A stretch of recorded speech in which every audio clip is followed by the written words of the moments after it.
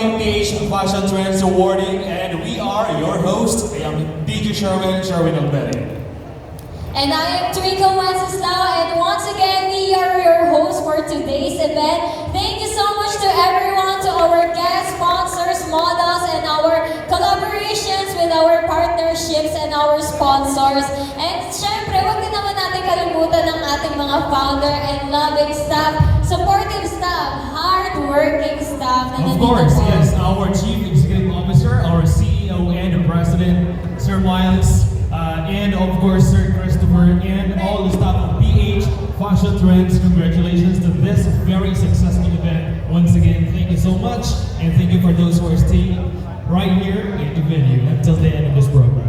Once again, a night to remember, Season 2 Awards Night. Thank you everyone, and good night! Congratulations, everyone!